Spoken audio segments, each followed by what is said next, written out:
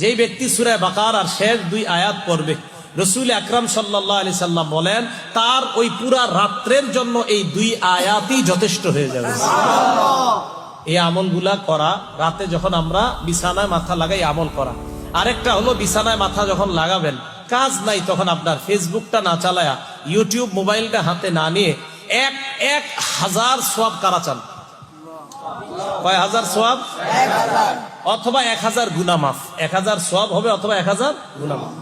মুসলিম শরীফের হাদিস number 2698 number হাদিসের বর্ণনা, সাদ ইবনে আবি ওয়াক্কাস রাদিয়াল্লাহু তাআলা আনহুর বর্ণনা। তিনি বলেন, কুন্না ইনদান নবী সাল্লাল্লাহু আলাইহি ওয়াসাল্লাম, আমরা আল্লাহর নবীর কাছে ছিলাম। আল্লাহর নবী হঠাৎ আমাদেরকে বললেন, আয়াজিজু আহাদুকুম আইয়াকসিবা আলফা হাসানা, তোমাদের মধ্যে কেউ কি অক্ষম 1000 সওয়াব কামাই করতে অক্ষম?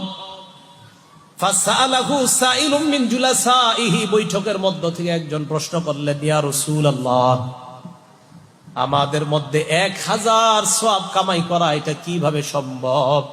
নবীজিকে বললেন, কাইফা ইয়াকসিবু আহাদুনা আলফা হাসানা, কিভাবে একজন 1000 নেকি কামাই করতে পারে? আল্লাহ নবী বললেন, শোনো তোমরা, ইউসাব্বিহু মিআতা তাসবিহা, কোন ব্যক্তি যদি 100 বার সুবহানাল্লাহ পড়ে, কয়শো বার?